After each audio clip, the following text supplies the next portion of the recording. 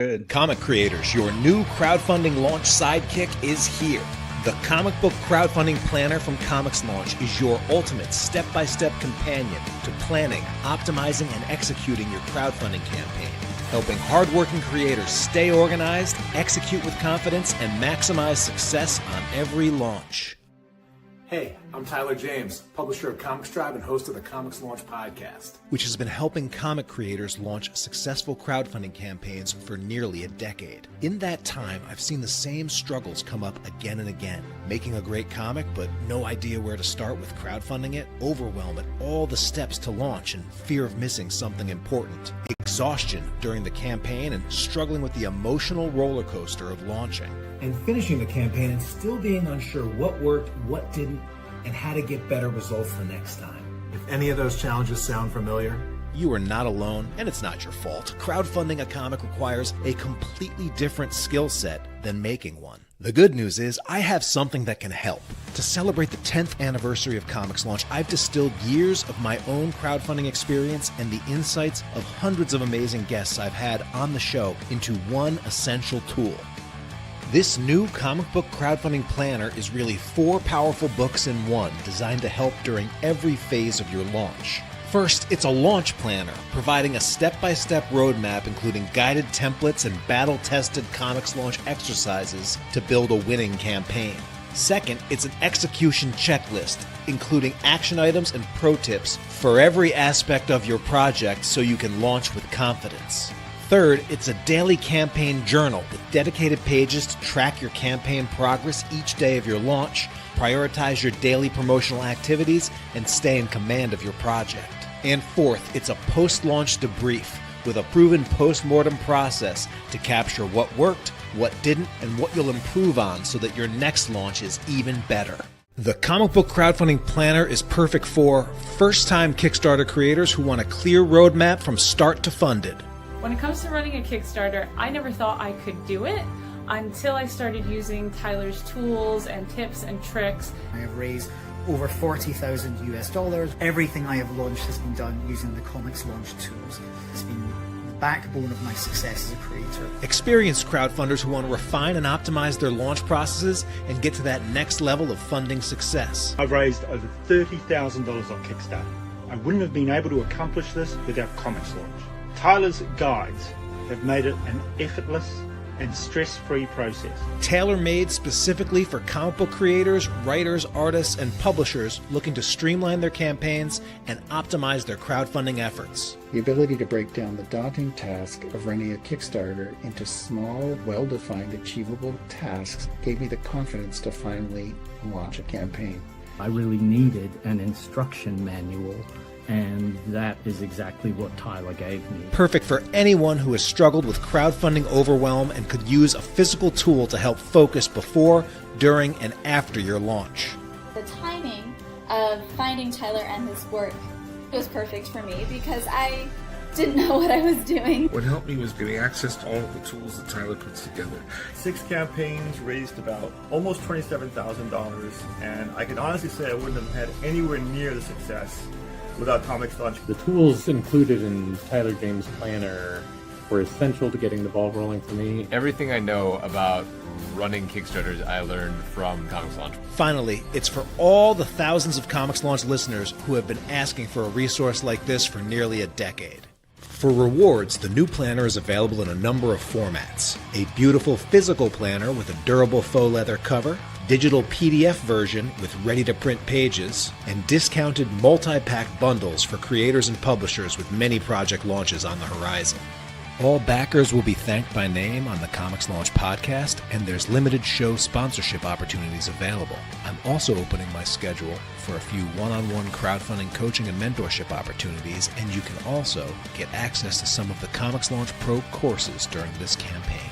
Let's make your next launch the best one ever. Back the Comic Book Crowdfunding Planner today, and I can't wait to see what you launch next.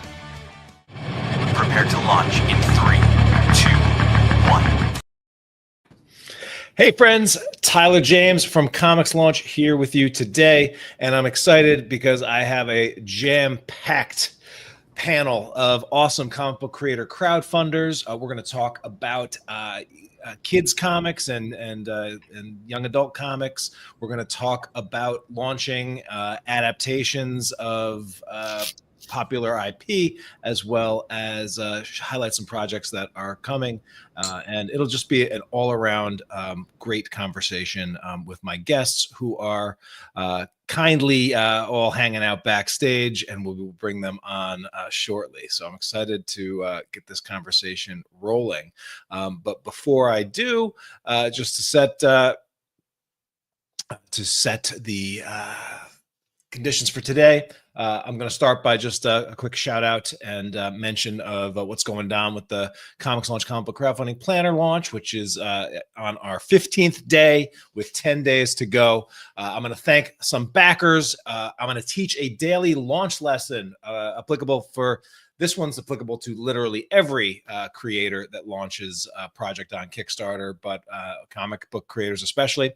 And then we'll transition into a conversation with my guests today, who include Patrick Lugo, Janna Morishima, Amin, Amat, and Grant Lankard.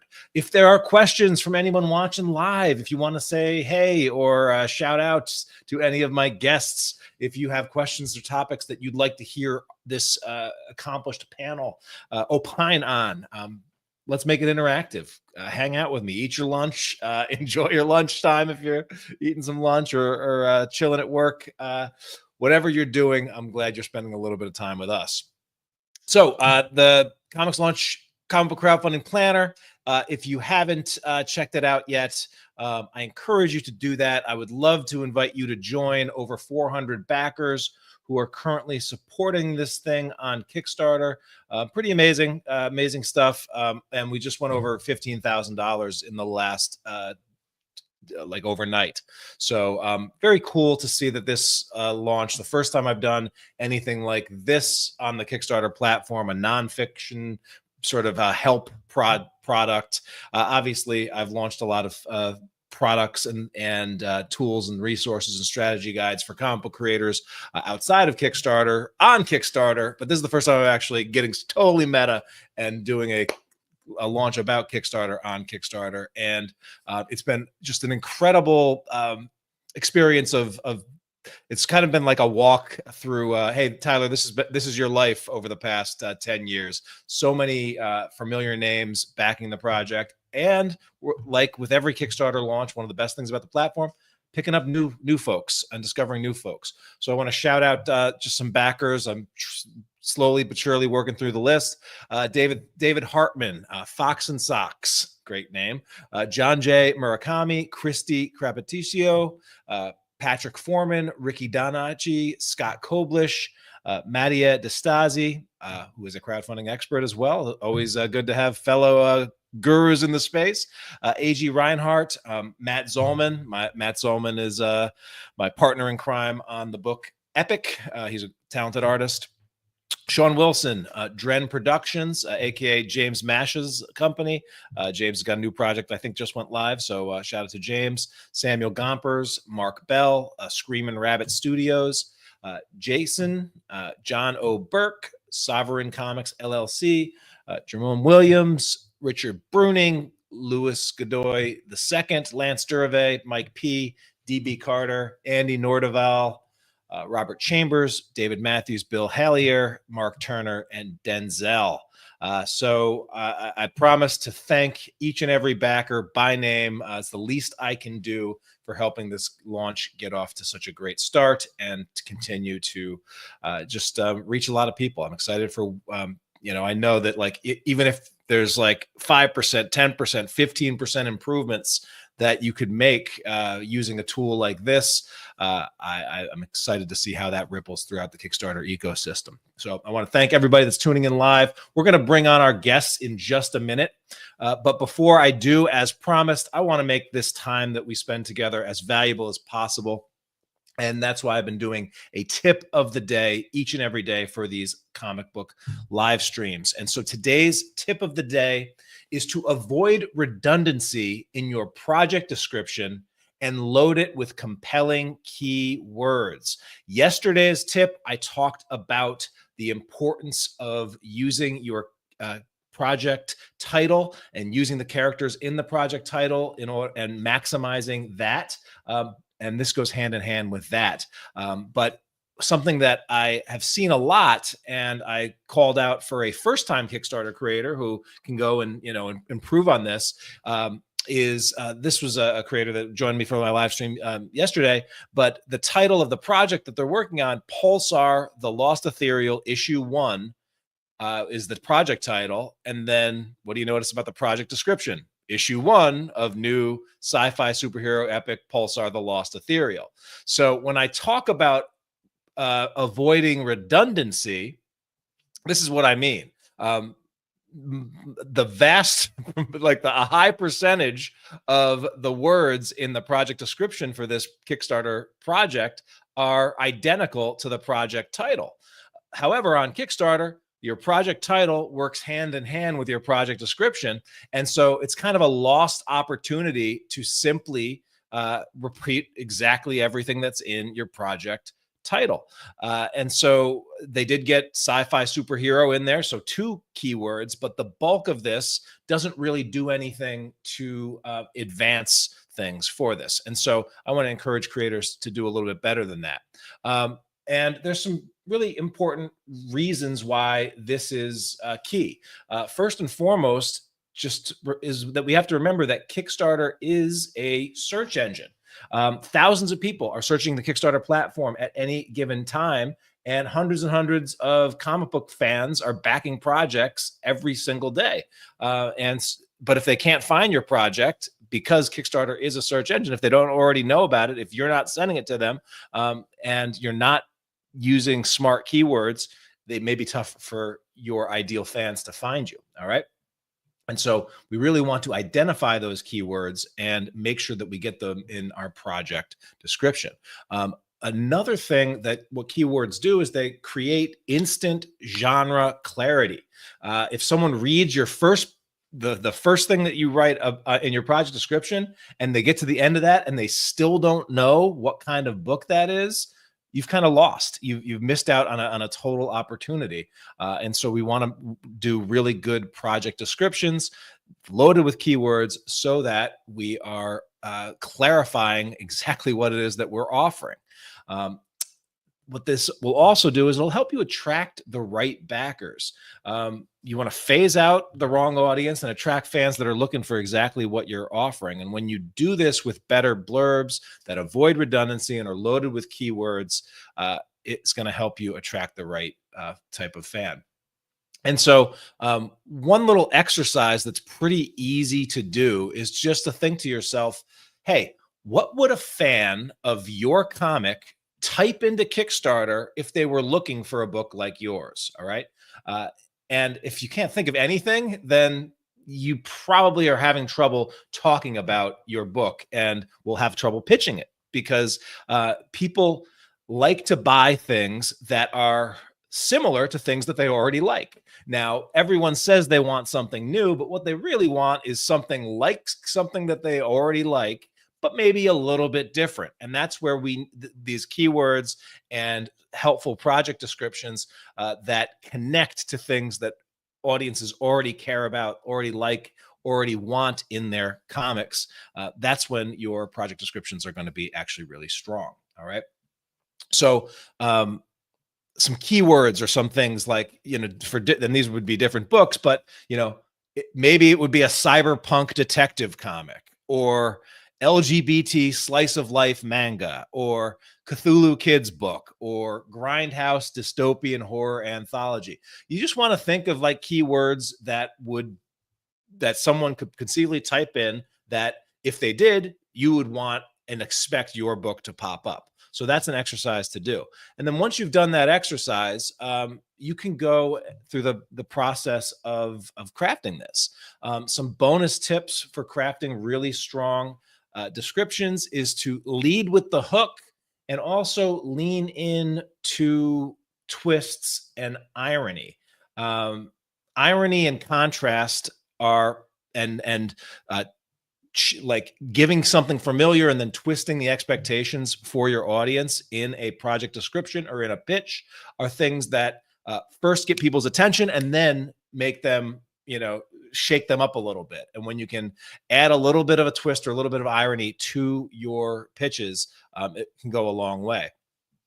So here's just like an example of a project description working with a title that I think does a good job. This is one that I wrote. So Oxymoron, Killing Time, Deluxe Hardcover Anthology. That was my project title. I used up almost all 60 characters. It's got the name of the series, the sort of subtitle of the collection, and then a couple of the unique value premise, Deluxe Hardcover Anthology. So it's a keyword, and it's also a unique value premise. So that's all in the title. We talked about titles in another tip. But here's the project description that went hand in hand with this. A contradiction-obsessed killer traverses the time stream to wrong the greatest rights of history in this madcap deluxe hardcover anthology. Okay, so I did, there were a couple things that I hit a second time. I hit the word anthology twice. I changed for character strengths. I changed hardcover to HC. I used deluxe. So I was a little redundant here, but instead of, just repeating the Oxymoron name, I actually said, if you don't know who Oxymoron is, well, now you do. He's a contradiction obsessed killer. Traverses the time stream. So this is time travel. And I mentioned the word history. So it's a kind of a counterfactual history buff.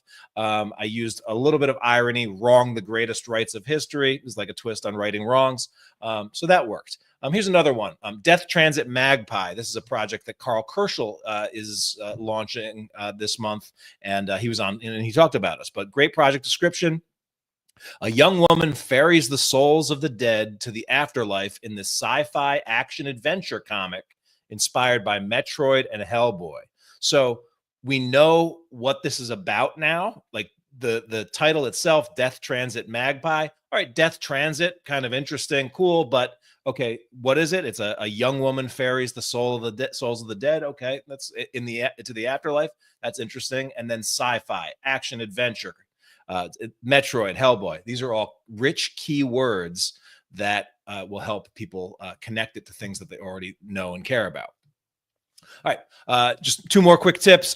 Write descriptions for first-time backers, not the super fan. Sometimes I see creators and they're writing their project descriptions and they're using like specific names of specific characters or specific locations of places that they've made up that only mean something to create people that already are super fans. So, if you said, Tyrion battles Bran for control of Winterfell, that you have to have connections already to who Tyrion is and who Bran is. But instead, I would write that more such as like, a brilliant dwarf battles a crippled supernatural child for control of a family plot in the north or castle in the north, right? That would be something that it's more appropriate for a first-time backer. It draws them in, all right, as opposed to having to have that insider knowledge for your lore. And the other thing that even if you're doing an issue for later in the series, I would still write your project descriptions with the idea in mind that the vast majority of people that see your project image, that see your title, that see your description will not have already backed your project or ever read your book before, because that's the reality on Kickstarter. Thousands and thousands of people are hitting there every single day. Most of those people probably haven't backed or read your book yet. So write it for the first-time backer, not the super fan. The super fan's going to come anyway. The super fan can scroll in the details and find out exactly what's new in this book. But you want to approach this like that people are coming to this thing for the first time. And also recognize that for many of us that are launching somewhat regularly, but it might have been 6 months to a year since the last issue came out, and people might have already forgotten what they read about it. So pitch it as if people are hearing it for the first time. And then the last thing that I encourage, sometimes I probably make this mistake, but clever is great, but clear wins every single time. And so if you have to choose, it's great to, in your project descriptions, in your pitches, to be both clever and clear. But if you had to choose between the two, always choose clear, straight to the point, straightforward, because clever sometimes is too clever, goes over people's heads. And if they miss the genius because they're skimming or going through it quickly, they're probably going to miss out on your book as well. So those are some tips for you. Again, the Comics Launch Planner has a lot of the tools that I've used over the years to help make sure that I'm honing in my pitches, I'm honing in my project descriptions, I'm checking these boxes, I'm not making these obvious mistakes, and I'm talking about my project in a way that draws people in, that loads it with keywords, and that keeps it productive. And so the comic book product sell sheets that are inside the planner and the page design checklist will help you do all of that. But in short, in a crowded marketplace, the right keywords and crisp, non-redundant copy can be the difference between an interested backer and a backer who bounces out of there. And so I'm going to encourage you to do your best to do it right and to use your characters, load them up with keywords, and make it a compelling read for interested backers, whether they be first-time backers or complete strangers. All right. If you are launching a Kickstarter this month, in a second, I'm going to bring on my panel, who's been waiting graciously and patiently for me. But we're going to have a great conversation in just a moment. But if you happen to be launching a Kickstarter this month, I'm opening my doors to all of you in order to join me for a daily live stream. If you want to join, just go over to comixlaunch.com/invite, and I will happily invite you to come join me for a stream. I'm streaming just about every weekday this month, so excited about that. All right, without further ado, I want to bring on my awesome panel here, and let me introduce the folks that I have here. Let me see everybody on. And we got Patrick back. All right. One second here. Okay.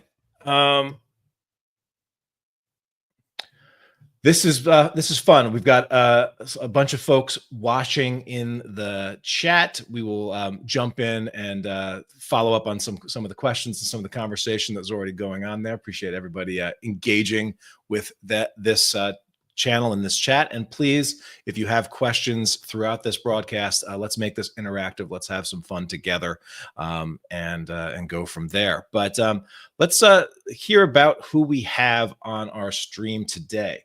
So joining me from a very awesome looking project that seems to be doing quite well right now is this is a project called Let's Go Kids, and we have two members of this team here today. We have Patrick Lugo. Patrick is a longtime comic book illustrator, and he's been an art director for Kung Fu Magazine. He has won awards for his work and is working on a number of projects this year as well. So we have Patrick here as well. Welcome, Patrick. How you doing, man? Looking for the mute button, found it, doing great. Happy to be here, Tyler. Thanks for having us. Yeah, I'm excited to have you. I'll also make sure Janna's unmuted as well, because we also have Janna here. Janna is a literary agent, and she specializes in graphic novels, a lot of young graphic novels for younger audiences as well, and works with a diverse range of creators and has founded the kidscomicsunite.com. And so I'm excited to talk a little bit more about that. But Patrick, you want to just kick us off with what's going on and what this Let's Go Comics anthology for readers of all ages is all about from your perspective and how you got involved in it. And then we'll hear a little bit more about from Janna. Okay, sure. Certainly. So Let's Go, a kids comic studio anthology, is 31 creators, graphic novelists. Many of them are first-time creators, but a few industry pros from around the world coming together to build this anthology. The interesting thing about it is that we designed it as a learning project, right? So Kids Comics Unite is a learning community that Janna founded around 2020, and I've been a part of it since around that time. And so she's been using her like knowledge based on her vast experience to help get creators to their next level. And so that next level for me was, to stop querying literary agents and to try and take my work and bring it to Kickstarter, where, I've gotten a lot of recent success. As a result, Janna and I kind of conspired or collaborated to bring in as many of our learning community together to try and create this project from the ground up. We basically built a publishing house specifically to create this project so that everyone involved can learn just about every aspect involved in creating a book. So, editorial, critique, submission process, the actual technical qualifications needed to be able to print a book, 300 DPI versus 72 DPI screen resolution type issues, and then marketing it and bringing it to Kickstarter so that, people can kind of have that experience of like getting outside of their little art table space and going out and talking about this. I love it. So Janna, tell me about this seems like a celebration of what you've been able to do with the network and the community that you've been focused on building. Can you talk a little bit more about, Kids Comics Unite, and then how this came together in the form of this Kickstarter anthology, which is doing quite well on Kickstarter right now? Sure. Yeah. It started as a meetup in New York City in 2020. I wanted to kind of throw myself back into the thick of the publishing world because I had been an editor at Scholastic, and then I'd been involved in various roles within publishing. And then I sort of took a detour and did some other things for a few years. And then when I decided to come back as an agent, I thought, I'll do a meetup in a little cafe, and I'll bring together editors and creators and agents I know and everybody who's really into comics for kids, and we'll just hang and have fun. And then the pandemic happened, and around the same time, I had found out about this platform called Mighty Networks, which is really similar to a Facebook group. So that's where I ended up just having people join online. And if I had known about Discord at the time, maybe it would have been on Discord. But at the time, I think this was like right before Discord became really big. So anyway, that's how it all started. And that first year, I taught a course called Kids Comics Intensive, which was about how to get started in the industry. And that brought in a lot of new people, which is what made me realize, hey, this community could grow and it could do a lot of different things. So basically, it's been evolving ever since then. And this is the first time that we have done an actual publication. I love it. Yeah, it seems like a perfect culmination of what you've been able to do over the past couple of years. And I've got more questions to ask about just that community and what literary agents is being a literary agent and other things. But I want to make sure that we bring everybody on and include them in this conversation. We also have joining us in this panel today a creator named Amin Amat. He's a comic book illustrator. He is working on a very cool looking project called The Road to Oz, but he has also worked on a number of other projects. He's provided illustrations for many publishers that you would know, IDW, Tapestry Comics. He's done work for Xbox 360 and Disney, and he's from Florida now. So welcome, Amin. How are you doing, and what can you tell us about The Road to Oz? Doing well. The Road to Oz started actually after I kind of read the book Wicked many years ago. Being, of course, a fan of Oz and also kind of thinking of trying to create something that was mine. Thankfully, this wasn't public domain, so I had a basic idea for it, and so it became of how to bring the world of Oz into our world, or at least version of that world. And I think my original image was actually of the scarecrow and the little girl. And once I started drawing more of that, it just became like, okay, I need to create a story for this. It took me some time. So basically what's happening is, in the grand scheme of things, this is the untold story of how Saving Emerald City and Oz failed. Originally, it was going to be a graphic novel, but then I broke it up into 4 different chapters, and this is the second Kickstarter for chapter 2 of the first volume. So I actually have I already have everything lined out for 4 full volumes. The cool part is, of these 4 books, or the 4 chapters, they're all fully penciled. So I'm going through the inks and coloring and making tons of changes, of course, as I'm doing this. I'd say it's been a lot of fun kind of re-diving into that world, and also kind of adapting certain little things that I've enjoyed drawing, as well as a few little, I'll kind of say, opportunities for storytelling that I've been already able to show for the backers of the first chapter, because I am including 8 extra pages exclusively for the Kickstarter editions of the books. So the backers of chapter 1 have already started to enjoy that, and backers of chapter 2 will continue as well to enjoy that. And of course, the version that I have here on Kickstarter is going to be that version too. So if you decide to do the catch-up bundle, you're going to get both of the Kickstarter editions with those extra pages of artwork. Yeah, I love it. And you're one of the rare solo acts that we see here on Kickstarter. I think, and so it's very impressive to see you, being a one-man. It's a lot of patience. I think I'm also adapting from my day job using Asana, which is kind of like a task management tool. So I have everything kind of laid out with deadlines. And I think also, having done a lot of work for different publishers over the years, it's just like my opportunity to kind of really have something that's my own, but I'm adopting a lot of all that stuff in there as well, of just, putting myself the challenge of getting this out on time. I am kind of doing my own editing as well. So there's probably at this point 6 to 8 pages between the 2 books that I'm redoing, just to kind of update it in terms of the storytelling. Yeah. But yeah, it's been a lot of fun kind of getting everything out. I'm doing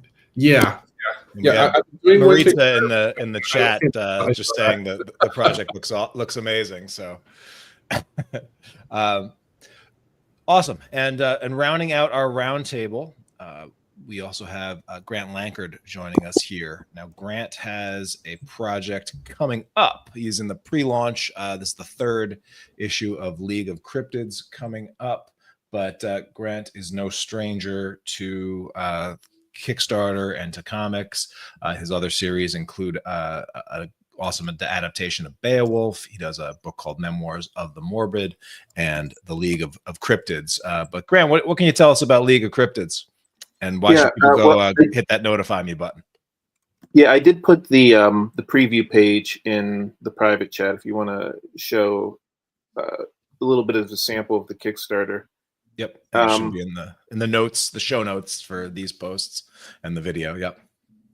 So essentially, League of Cryptids, the idea is that cryptids are ancient aliens, each from a federation of planets. Each one is from a different planet, and they've kind of come to Earth to kind of help Earth develop and also protect it from outside forces.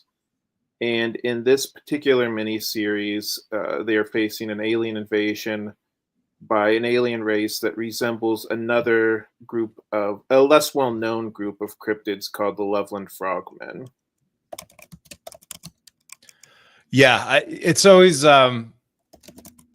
anytime I dive into cryptid related projects and other things, I realize how many sort of local monsters and urban areas, everyone knows the big ones, your Yetis or your Bigfoots, but Loch Ness monsters, but there's so many. It's almost like every location has their own set of cryptids, and so that you can never run out of story potential there. Yeah, that's one of the things that I really like about Cryptids. I like how it's kind of a regional thing. When I go to some of these small towns, especially in West Virginia for comic book conventions, it's always like, wow, there's way more Cryptids than I knew existed. And every little small town has their particular Cryptid. Like, the local diner has a sandwich named after whatever Cryptid is famous from their town. Yeah.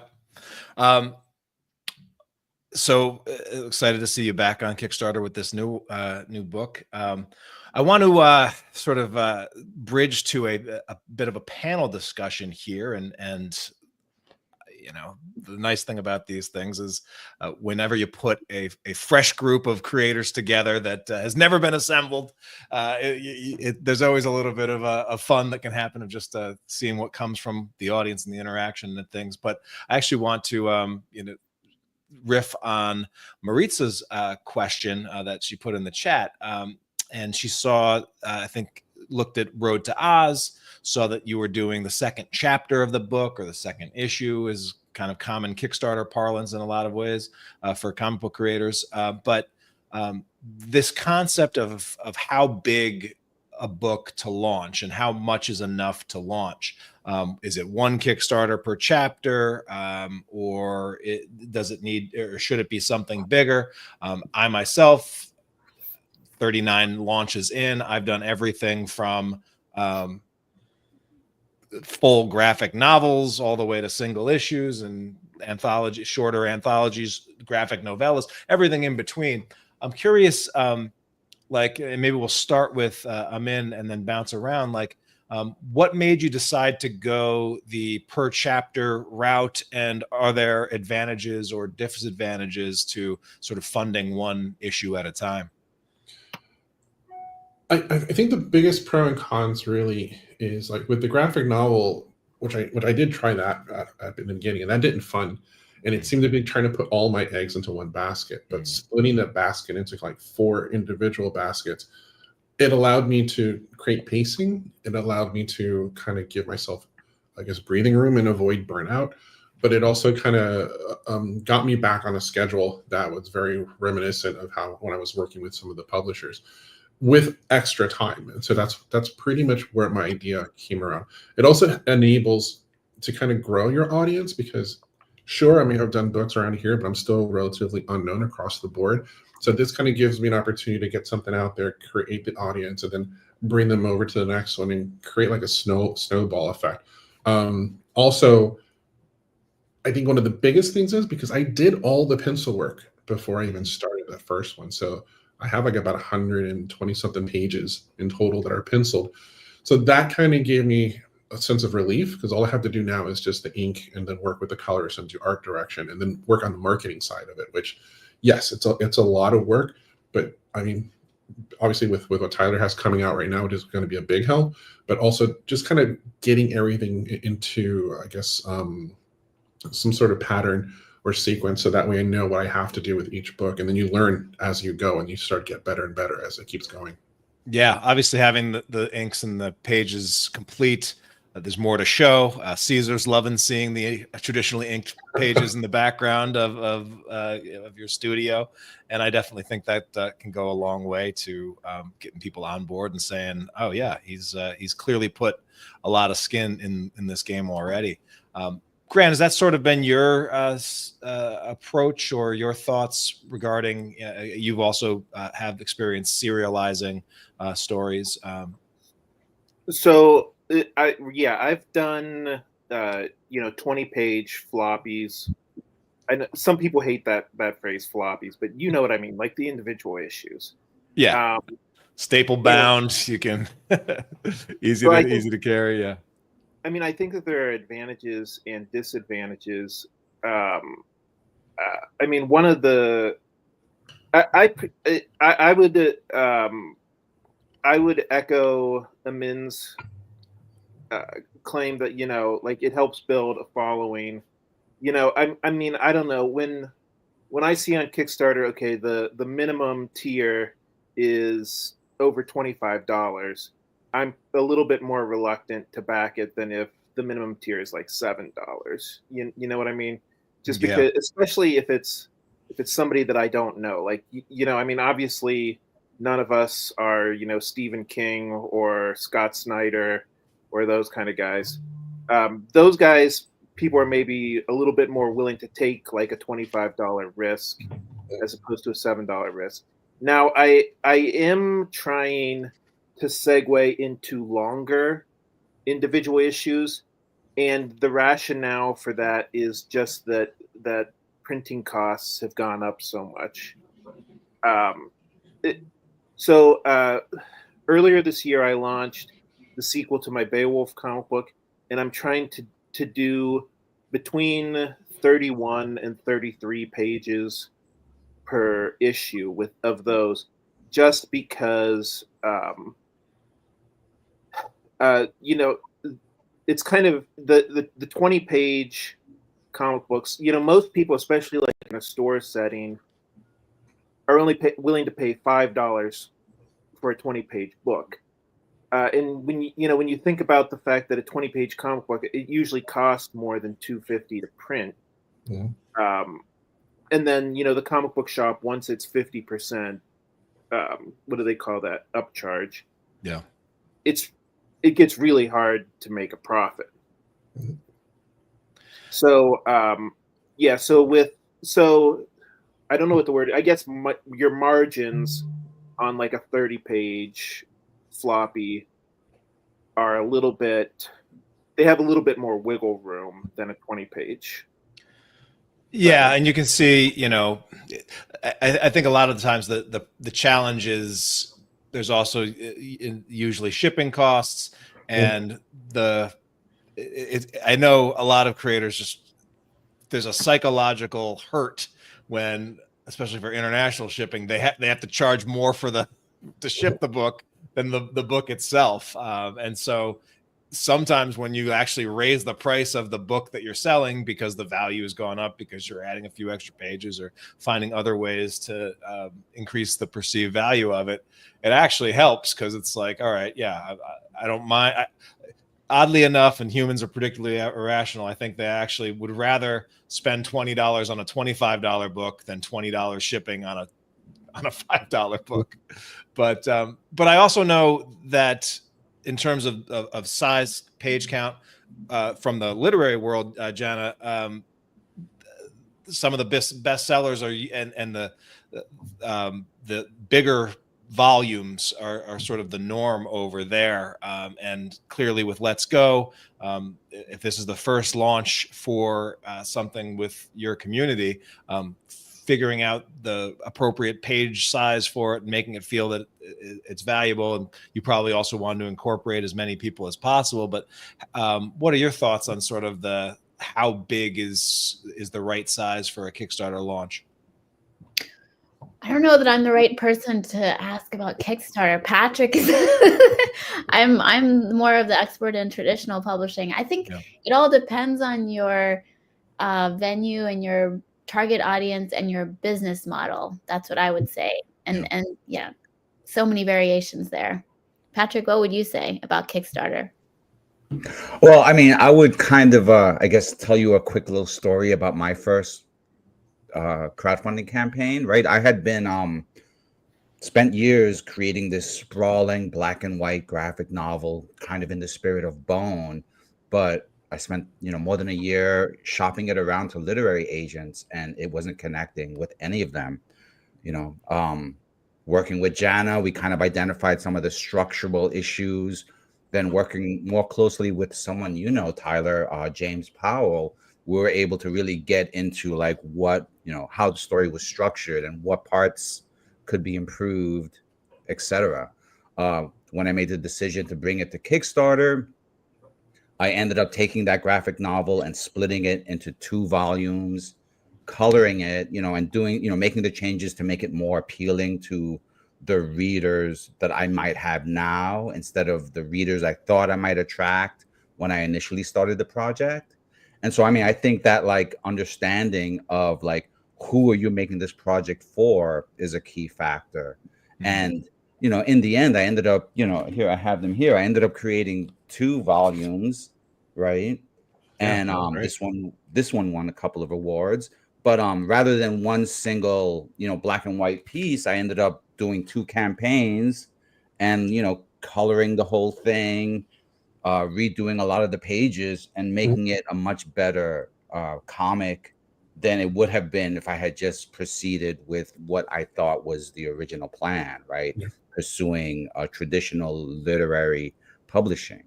So, I mean, I think somewhere in there is the answer in terms of like looking at what's achievable, like for a first campaign, presenting a 90-page, volume 1 still worked, and I still had the remaining book to kind of return to and do volume 2. Yet both of them I was able to create them, structure them in a way that they stand alone, but then you can read them back to back and they fit together, Yeah. kind of like Terminator and T2. I guess that was Arnold Schwarzenegger. I don't know if you heard the motorcycle, but yeah. So I think there's this kind of an assessment that you have to do, which Kickstarter gives you much more ability to like focus on, right? What you actually want to create and how your relationship with your audience can kind of support that, like, I mean, that. Yeah. And I think there's, going into it with knowledge of the Kickstarter platform and also an understanding of how there's a certain amount of audience that you need to bring to fund a certain size project or product. And I love how, there's probably some creators that would have launched their graphic novel, saw that it wasn't an immediate success on Kickstarter. You come far short of your project, and then you just say, oh, well, I guess the market doesn't want this, or, so let's go on to something else, or let's abandon it. Or you just say, okay, well, what the market, or what I didn't have the audience to support at this current spot in my creative journey was a X $1,000 graphic novel.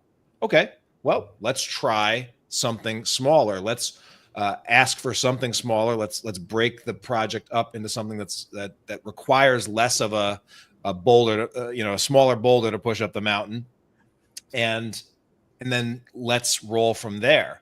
One of the first creators that I worked with in the ComixLaunch course, MK Palmer, I remember she sort of did the budget, and she had her artist for her series that is like, this is the story that she wants to tell, super passionate about it.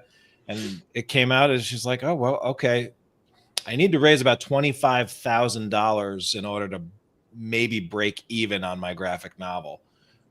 And also, by the way, I've never done anything like this before. And also, by the way, I don't have an email list or any kind of social media following to speak of.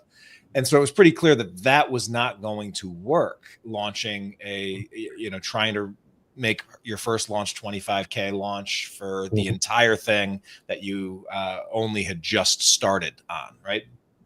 Not the best approach. But what I've seen MK do over the years is break it up, serialize it to the point where I think she's done, 10 plus launches for that one series, plus some spinoffs, plus some other things, now that she has a following on Kickstarter, and has raised well over, that initial amount that she would have needed to make the thing happen. And what she also has seen is that Kickstarter could be through launching on Kickstarter, that could be a major way that she's also bringing in new people and building her following over time. So that is the other thing that I think Patrick, it sounds like you saw, is, hey, breaking this thing up into 2 launches. Well, that's two times where I get to make a big deal about this, as opposed to just like the one launch and then, well, it's done and we go quiet. So yeah, 100%. And one thing that we contended with our anthology project, right? We had 30 plus creators trying to figure out, what size of a contribution should each creator add to this book, right? But like Janna could probably give us the scholastic point of view, but one thing that Kickstarter offers is like an immense amount of flexibility, right? Like we can kind of structure the project to suit what we think our audience is. We don't have to just decide we want to publish a 200-page book, full color, this size, and then figure out the numbers of how much it'll cost. We can kind of decide, we can project how much we think we could raise based on how many people are subscribing to our newsletter, how many people are in our community, you know, and then kind of estimate we can theoretically raise X amount of dollars and then try to structure the project to fit that mold rather than deciding on the project and then scrambling to raise that $30,000 on a first time. Yeah. Yeah, it's really challenging when you do it that way, because you also have to take into account that with social media and the diminishing attention span, that you only get that one moment, and if it's not big, you're gone, you're lost. You get lost in that and in that whole noise. Breaking it up and serializing it, it allows you to at least get a stronghold or a beachhead on that and start slowly building. And plus, you know, a lot of us we're kind of learning as we go too, so it kind of helps you develop those marketing skills, which for most artists and illustrators, it's not something that we are born with. So it's like it's good to have that, to learn, okay, this didn't work out, let me try this. And of course, and then getting with communities as well to kind of, you're literally kind of trading data, like, you know, how did that work for you? No, but I did do this and that worked. Okay, let's try that. And then it kind of helps to kind of really leverage and pivot everything. And if you really want to go down to it, we're all creating products. That's what it is at the end of the day. And we have to figure out how can we get the most lifespan out of these products for let it be down the road to create some sort of livelihood or anything like that. So I feel like it's better that you can serialize it and keep developing it as you go. I mean, one example I always give is like Fortnite. You know, most games just come out and that's it, they're done. You get one update maybe every year, but Fortnite is putting out updates. They're serializing the game, if you think about it. So every time they do that, you're getting new people coming in. Oh, it's Sabrina Carpenter this month. Boom, bunch of fans come in. Now it's Star Wars. Everybody from Star Wars comes in. And yeah, there are those that will bounce off, but you're building up your audience with every single update. And I think that's the key thing to do. I think that also helps you get motivated for the next project and for their spin-offs, because otherwise, yeah, you'd put all that into one basket for that one thing and you're sweating bullets, like, man, you know, what am I going to do if it doesn't go through? And then if it doesn't go through, yeah, that can be a hit to your ego. But I think that maybe that's something that you kind of have to go through and then come back and be like, you know what, let me break it up and put it out there. And then you'll start to see that what you were looking for with that one instance, you're now able to get that multiple times by serializing it. Yeah. Yeah. So, you know, because you're here, Janna, and I don't actually, I haven't talked to a lot of literary agents that specialize in comics. I just love to hear a little bit about what that role is and what it's like. And then if there are any sort of either misconceptions or best practices that creators should think about in terms of connecting with literary agents, or things to think about if that even is a road that they want to go down. Like, what are some, you know, some things that you share? Mm-hmm. Well, what a literary agent does is basically work with a creator to help them develop projects that can be pitched to publishers. And most agents want to work with what I would call the bigger publishers, because agents earn their living based on a commission through the sales. And so if they either don't sell the project or if they sell it, but it's for a very low advance, then the agent's not really earning very much money. So that's why most agents specialize in, you know, bigger New York publishers. So yeah, the first step is working with creators to help them develop their work. The second step is sending it out to publishers and trying to sell it. And then once you get offers, negotiating offers, and then negotiating contracts, and then administering payments, royalty statements, and then kind of career strategy. So it's almost like being a coach / business manager / real estate agent for books. I guess that's what I would call it. So a lot of hats that you end up wearing. Yeah, and I guess in terms of misconceptions, well, let me back up. I think one piece of advice I would give creators is to be a part of the community in general. I think people think that the way they're going to get an agent is by sending the perfect query letter email. And I would say, not usually, no. Usually, the vast majority of of cases where you get an agent, it's often because of some inside connection where you either are friends with somebody who mentions you to an agent, or an editor passes along your work to an agent, or somehow through word of mouth, your work filters in. And, you know, one of the things that I think you've done, and I think I've done it to a certain extent, is like when you're in your agent role with limited bandwidth and limited time,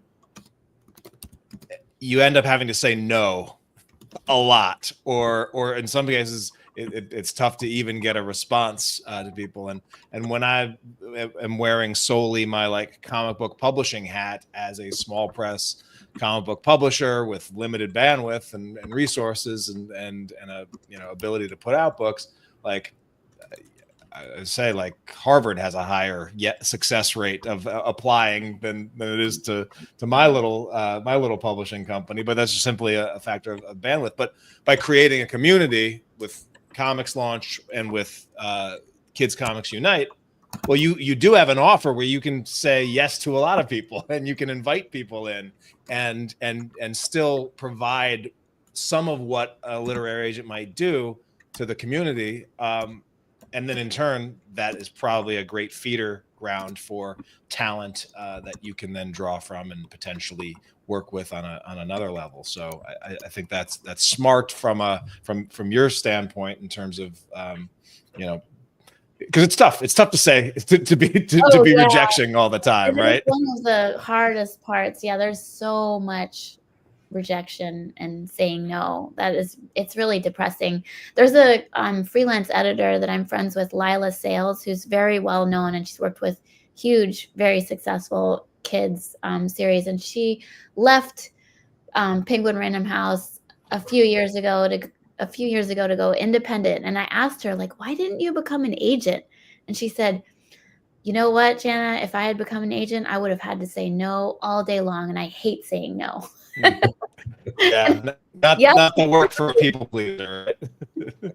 Necessarily, unless you can find a way to do it. So some praise from Ryan Claytor, Professor Ryan, a friend of mine. He said, I found Janna to be an incredibly curious agent. She's got a ton of institutional knowledge, at the same time very open, as evidence to this campaign, to alternate means of publishing and self-publishing. And so she's glad to see Janna in the current case to project spotlighted here. Yeah, happy to have her on, and I'm hoping we'll have more in the future as well. Ryan. Yeah, Ryan's great. So this is a question from Caesar, and I kind of want to speak to this a little bit, because he said, regarding serializing, don't you think that having the entire story storyboarded or penciled is critical for the success of your campaign? I'm curious what you would say to that, Grant, as someone who's serialized, but I assume everything is not penciled for your entire series before you are launching issue 1 of a new series, right? So I have everything written out before I go on Kickstarter for issue 1. I think, Caesar, the danger with what you're saying is that can become like a really easy way to keep procrastinating on launching your Kickstarter. I mean, I think we've all known the people who are like, I have a 96 issue comic book series, and I have to have it completely done before I put the first issue on Kickstarter. And it's like, those people are afraid to put their comic book on Kickstarter. They're afraid of fail. I don't know if they're afraid of failure or afraid of success, but you can get to the point where all the research you're doing, all the prep work that you're doing is a way of just avoiding putting out your comic book and facing possible rejection, or maybe people are also afraid of success. Yeah. Seth Godin, a marketing author, has a book. It was a small book. It was called Ship It, that I read, years ago. But he talked and spoke to that like, until you actually ship it, or in this case, launch it, there's a lot of protection and safety in that, because before you launch it, well, yes, it could fail miserably, or it could do wild, or it could literally have any reaction at all. And so you are safe from the actual reaction that it will happen. Of course, like, nothing changes. Like you don't actually get to make any impact in the world, or reach any backers or readers, or affect or change any lives or anything in the safety of not launching. But there is comfort in that. And I think a big part of any growth in career or relationships, or certainly crowdfunding, is like, you got to embrace the uncomfortable and eventually put something out there.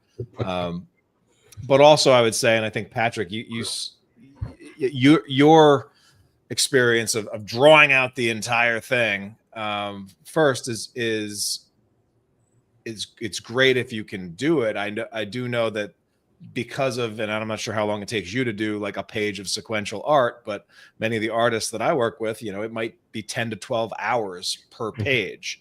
When you're talking about an entire series, and some creators have series that are 5, 10, 15 issues, like, you're talking, thousands and thousands of hours of work before ever launching anything.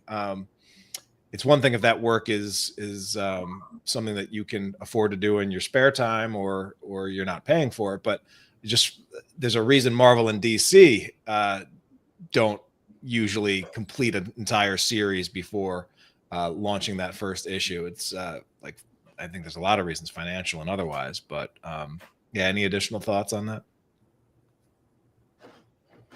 Oh, you're on mute, bud. Oh. Sorry, it was the leaf blower this time. Don't they call it like a loss leader, right? Where they sell the individual floppies, and then they collect it, and then you can buy the collected edition for cheaper.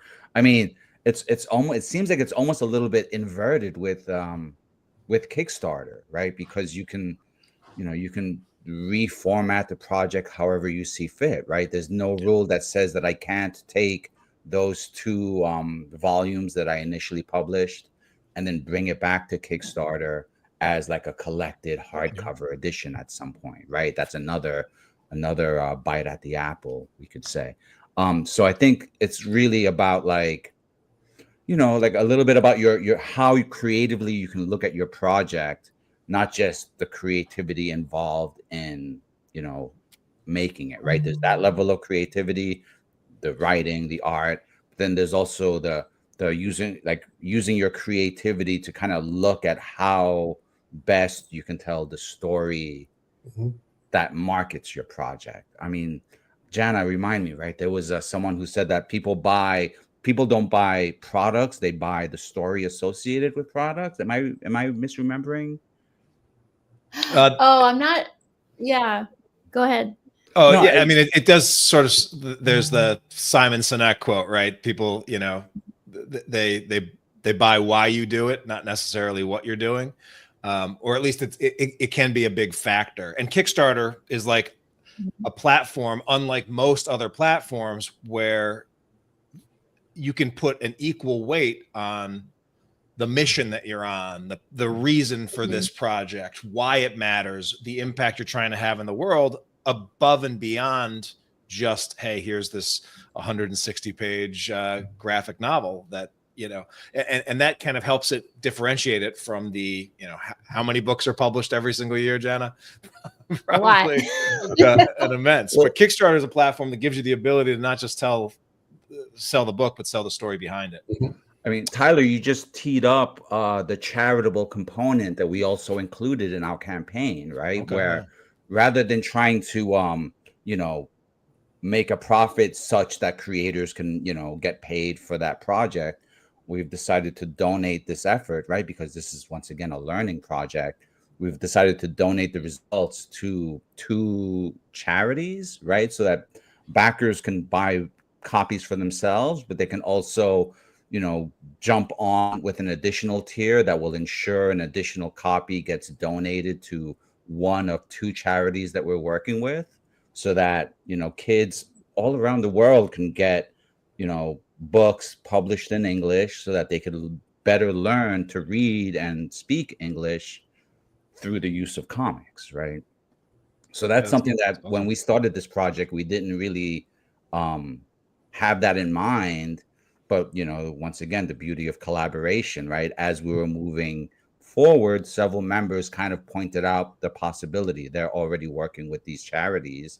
And so it was just one extra step to just decide, let's make books available for kids. We're doing a kids reader project, so let's make books available for children who are vulnerable, and let's do that across borders, you know, internationally. And so that took a lot of fine tuning, but I think it was like a key component to like that really gave life to the project.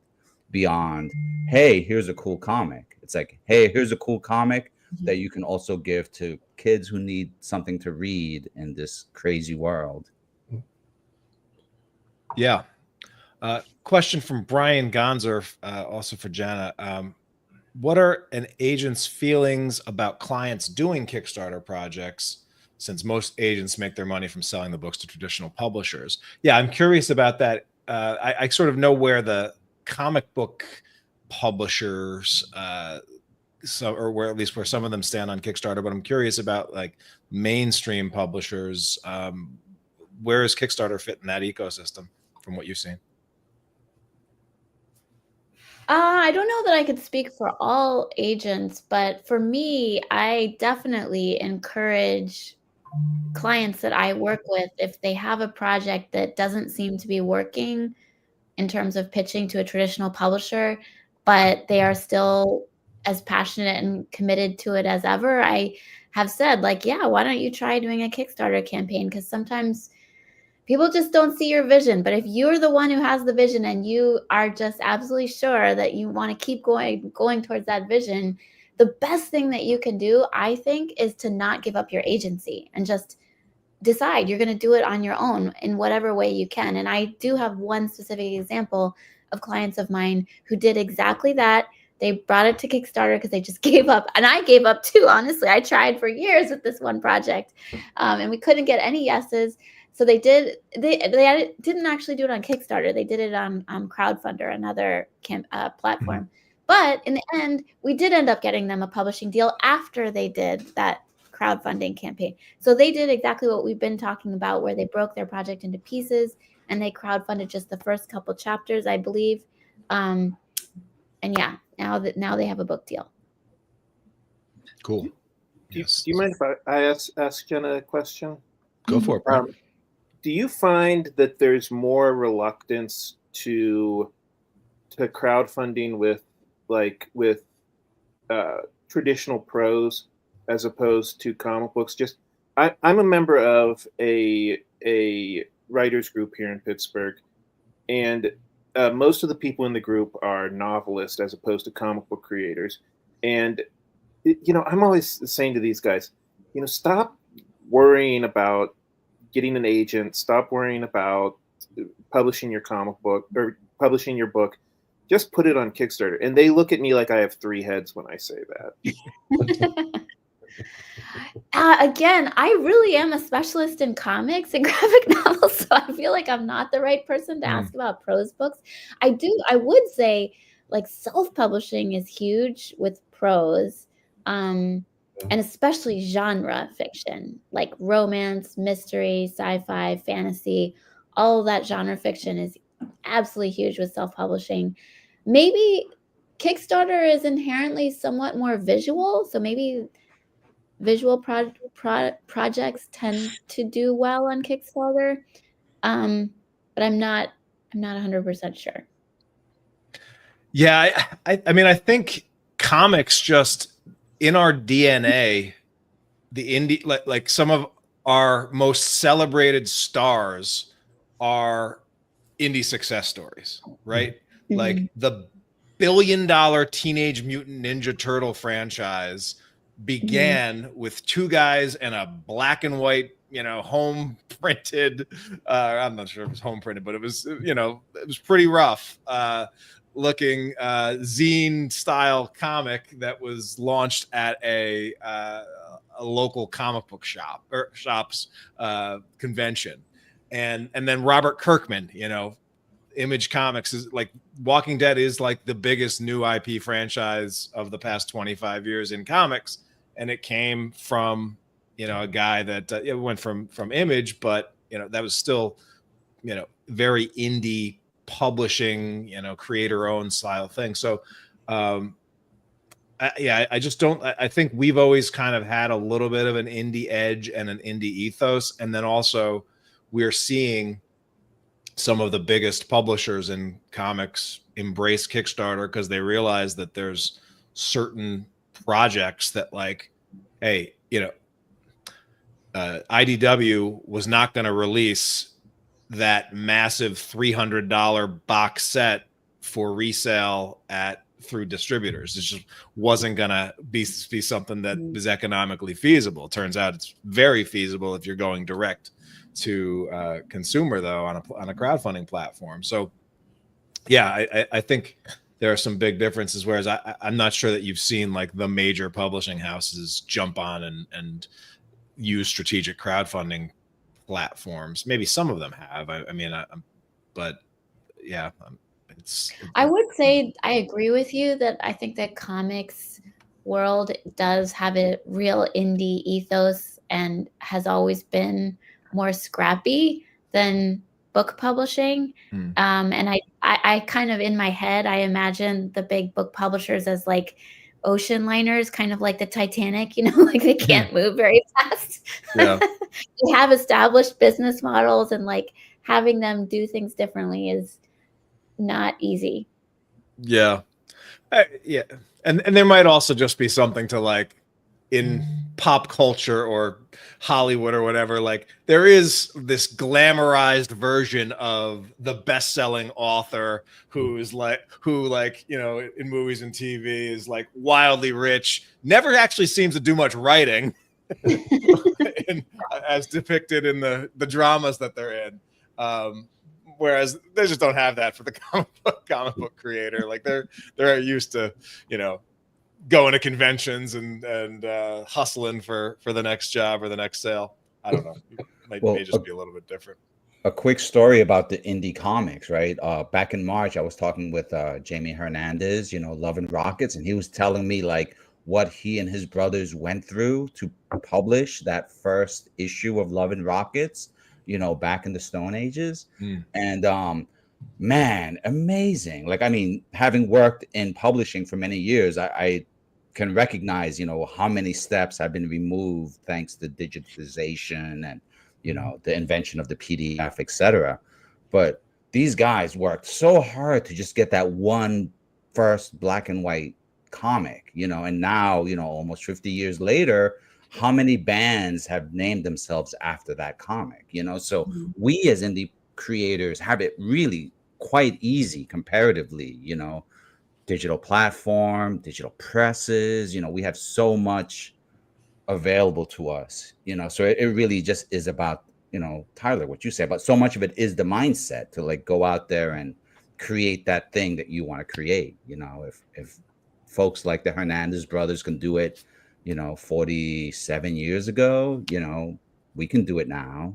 And some of us are. Well, I'd say you're partly touching on how much the industry is changing and has changed, because there were so many more barriers that existed 20 years ago in terms of publishing, and now all those barriers are dropping, and so the whole gatekeeper issue is less of an issue than it used to be. Oh yeah, for sure. You can, like the past 10, 15 years at Comic-Cons, indie was always kind of pushed off to the side. Everybody was always toward the big publishers. Once Kickstarter kind of really kind of flex its muscle, then we started seeing a shift. You know, the indie comics in Artist Alley are now getting a little bit better treatment. And then the big publishers are just, as usual, they're just kind of like, oh, you know, this is something new. Let me jump onto that. You know, I think another part also is that we have a lot more control than we ever would if we ever wanted that dream gig with, you know, Marvel, DC, or whoever. You know, I remember one time being at a chat with one of the publishers out at DC, and he drew an L. At the top of the L was money, and at the bottom of the L, the very end, was creative freedom. And he said, very rarely are you going to ever have this dot all the way up here, which gives you both. For the most part, if you want more money, you're going to have to relinquish your creative freedom. But if you want more creative freedom, you're going to get less money. And that now is starting to change. We're starting to find where some Kickstarters are able to kind of give like a really nice balance, where they would have probably have to go through quite a lot in terms of sending stuff out and getting the publisher to take a look at it, of course. And then once you get through that door, then it's going to get pretty much edited and nitpicked before you actually get it published between one editor or another, or the editor-in-chief. And that person left. Now we have a new editor, and they're going to apply something new. So it's really becomes more like this new sort of age of comics that we are now able to get a lot more stuff out with ease. You know, we have our own sort of complications, I think, just with the way that this particular ecosystem and society is in general right now. But creating the stuff and getting it out there, I mean, there's no reason that you can't do it. It's just, yeah, you gotta put in your sweat equity. You know, it's a marathon, not a sprint. So you gotta pace yourself, you know, stay true to the core idea of what you're creating and keep doing it and getting it out there. And nothing's ever a bad idea. You know, you just have to get it out. You know, I always tell people, and all the time when they're like, oh, I'm not sure if that's a great idea.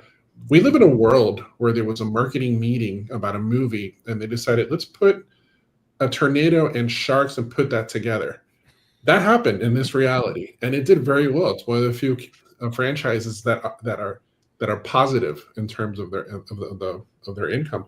And I think that tells you everything right there. We all these different ideas, they're not wacky, they're not to be pushed aside. You know, just develop it, take your time to nurture it like a good garden, and let it grow. People will come to it, but you have to kind of give it that passion and that love and treat it with that respect, and you will get that back. You know, with time, but it'll happen. Yeah, I think it's important for us to recognize the time that we're in. There's always going to be challenges and there's going to be things, but when I look at the state of play for comics on Kickstarter, like it's in such a better space than it was before I launched my first campaign. You know, I can remember first 4 projects I backed failed miserably, and it began. I was like, oh, well, maybe this isn't going to be something that works. But, you know, once it kind of took off and best practices emerged, and it became clear that, especially the comics community, I think because we have the most repeat backers, I think we've probably done a tremendous amount to build backer trust over the years in the platform itself, such that you launch something on Kickstarter, you're probably going to get a lot more backers than you would if you launched it just about anywhere else.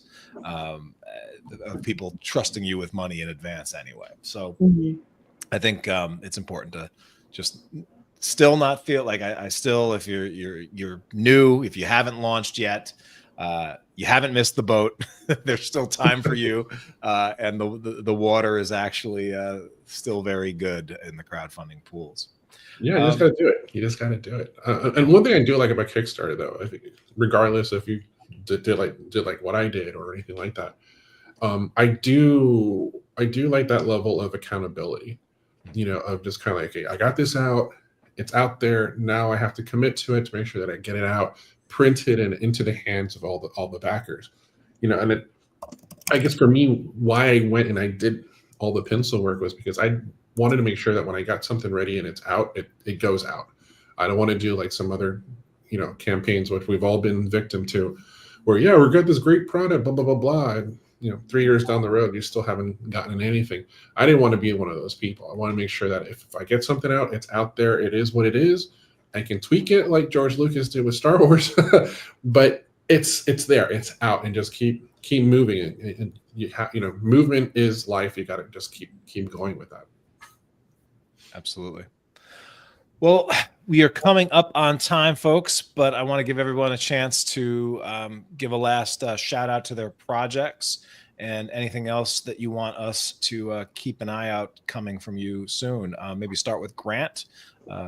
You've got League of Cryptids, but anything else you want to say about this project or anything else you're working on? Yeah, check out League of Cryptids, number 1 through 3. It's a fun little comic book if you like cryptids, or if you don't like cryptids, it should be fun. Tyler was saying earlier that the idea is to take a known project and put a twist on it, and that's kind of exactly what League of Cryptids is. So, yeah, thanks for having me on the show. Yeah, appreciate you being here and sharing your wisdom and experience with us. Let's also go over to Amin with the Road to Oz, and then anything else that you might want to plug that's coming up from you. Yeah, I think one of the best things I have in terms of the reward tiers, I have the Dot and the Scarecrow bundles. Those come with sketches. Now, these aren't just sketches that I have around. These are sketches that I do on the fly, and not only are the story, but they are kind of spoily in terms of what they have. So backers of Chapter 1 got quite a number of them, and there's a few little drawings and sketches in there that are showing up much later down the road. But the cool thing is, it gives you original artwork. You get something unique, and of course, for the future, once the whole storyline is tied together, you'll be able to look at that drawing and be like, okay, I know where that came from. Got posters coming out as well, trading little sketch cards as well, and bookmarks. So you're taken care of. Any questions, just pass by the campaign, leave a message in the comments section. Absolutely. I mean, and I'm a big fan of whenever you're launching a Kickstarter, lean into any and all skills and assets that you have. And you are obviously a talented illustrator and artist. And so lean into that original art, go above and beyond and make something special for backers. Thanks, Pat. Pleasure to be on the show. Yeah, thanks for being here. And then Patrick and so I guess we'll start with Patrick. A final appeal. Any particular stories that you might want to shout out for the Let's Go Kids Comics Anthology, and then any other projects that you might want to let people know about? I mean, this book just looks. I just got I haven't even read the entirety of the book. In fact, most of the contributors have seen only a sliver of the project, so it's totally filled with this sense of discovery. But some of the backer rewards beyond the charitable community tier are really quite creative. I mean, look at that artwork for Junk Wars. That was illustrated by Cesar Lador, who's been, chatting with us in the chat. And he's also among a half dozen other artists who have agreed to do original artwork, right? Little original book plates of a critter or a cryptid, because there was a theme associated with cryptids in this book. But the concept is that because this is for young readers, right, a backer can have their youngster design a monster that then one of our professional illustrators will transform into an illustration that will include with the book. So if you scroll down a little further, you'll see some of the examples that our artists have already created. I think it's further down under just a little bit around. There we go. So these are all monsters that children have designed that our artists will turn into original art and include with the book. Cool. And so that's like a totally unique, original work of art for your, to justify you being the cool aunt or uncle, in your family. So, I mean, so that's one special reward tier. And then the other one that's, top tier premium is that we're offering some one-on-one calls with some of the seasoned industry pros that are a part of this project. Janna. You can talk with Janna about, her experience with literary work. You can speak with writer David Quinn, who some folks might remember from his comic series Faust, which was also a huge success on Kickstarter.